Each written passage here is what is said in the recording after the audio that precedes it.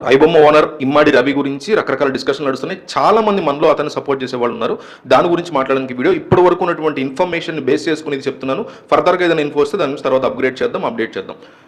ఇతని యొక్క అరెస్ట్ విషయంలో అంటే మనం గుర్తుపెట్టుకోవాల్సినటువంటి మోస్ట్ ఇంపార్టెంట్ పాయింట్స్ రెండు ఉన్నాయి ఇక్కడ. ఒకటి, హీ ఈజ్ ఎక్స్ట్రీమ్లీ టాలెంటెడ్. ఎంత టాలెంటెడ్ అంటే ఒక సినిమాని తీసి ఆ సినిమాని మెయిన్ హార్డ్ డిస్క్ సర్వర్లో వాళ్ళు దాచుకుంటే దాన్ని కూడా క్రాక్ చేసి దాంట్లోంచి ఈ సినిమాని బయటికి తీసుకురాగల extremely talented person. Number 1 point. Second point మనం గుర్తుపెట్టుకోవాల్సింది, cinema is not a must need commodity.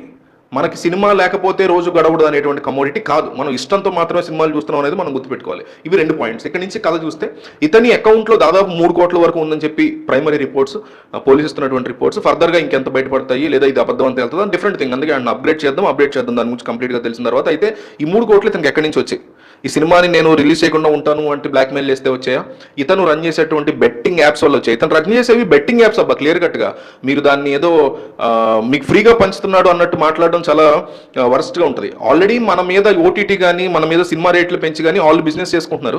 వాళ్ళ మీద ఇతను బిజినెస్ చేసుకుంటున్నాడు. ఇద్దరు కూడా దొంగలే. దాన్ని మనం ఏదో సమాజ సేవ చేస్తున్నట్టు ఇతను ఫ్రీగా చేస్తున్నట్టు దాని గురించి మాట్లాడడం అనేది చాలా అన్యాయంగా అనిపించింది. ఎందుకు అనిపించింది అంటే cinema is not a must need commodity. Water లాగా, పెట్రోల్ లాగా, మీకు ఫుడ్ లాగా, మనకి రైస్ లాగా, లేకపోతే public transport, roads, health, education, ఇవి ఈ సెక్టార్స్ లో కనుక ఇతను ఇవి చేసి ఉంటే, హెల్త్ సెక్టార్ లో కనుక ఇదంతా ఇతను చేశాడబ్బా, డెఫినెట్లీ నేను ఈ రోజు అతని కోసం నేను వెళ్ళి ఫైట్ చేస్తా. మీరందరూ కూడా రండి, అతను మన కోసం చేశాడు ఇదంతా అని నేను ఖచ్చితంగా వెళ్తా. హెల్త్ సెక్టార్ అంతా బెటర్ అయ్యేలాగా, హెల్త్ మనకి ఫ్రీగా వచ్చేలాగానో లేకపోతే తక్కువ ప్రైస్కి వచ్చేలాగానో, అట్లాగే విద్య కానీ, పబ్లిక్ ట్రాన్స్పోర్ట్ బెటర్ అయ్యేలాగా, రోడ్స్ బెటర్ అయ్యేలాగా, పెట్రోల్ రేట్ తగ్గేలాగా, ఇలాంటివి ఏదో అతను చేసాడు అనుకోండి, డెఫినెట్లీ నేను కూడా మీతో పాటు అతను సపోర్ట్ చేస్తా, వెళదాము రండి అంట. ఇప్పుడు సినిమా అనేది రకరకాల రీజన్స్ వల్ల మనకి నచ్చుతుంది.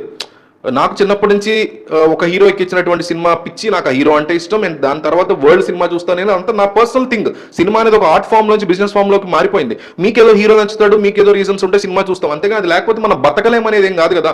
సో దాన్ని ఒక మస్ట్ నీడ్ కమోడిటీ లాగా చూడడం మనం మానేయాలి. ఫస్ట్ సినిమా అనేది దాని ఇష్టం కోసం చూస్తున్నాం అంతే. దానికి హైప్ వచ్చిందా అంటే అది వాళ్ళు క్రియేట్ చేసినటువంటి హైప్, వాళ్ళ విజువల్స్ వల్ల, వాళ్ళ కాంబినేషన్స్ వల్ల క్రియేట్ చేసినటువంటి హైప్. ఇదే కష్టం ఇతను ఇన్సూరెన్స్ ఫ్రాడ్స్ విషయంలో కానీ, హెల్త్ సెక్టర్ విషయంలో కానీ, ఎంతో మంది ఆడపిల్లలు మగపిల్లలు మిస్ అయిపోతున్నారు. హ్యూమన్ ట్రాఫికింగ్ దీని మీద కానీ, సైబర్ క్రైమ్స్ లో కానీ, డీప్ ఫేకింగ్ మీద కానీ ఇతను పెట్టుంటే సెల్యూట్ కొట్టి ఆ కాళ్ళకి దండం పెట్టి ఈరోజు నేను వెళ్ళి అతను డెఫినెట్లీ సపోర్ట్ చేశాను, మిమ్మల్ని కూడా రమ్మనేవాడిని. బట్ ఇట్లాంటి ఒక ఇల్లీగల్ థింగ్ చేసినటువంటి క్రిమినల్ ని మనం సపోర్ట్ చేయడం అనేది మాత్రం కంప్లీట్ మూర్ఖత్వం అవుతుంది నా దృష్టిలో.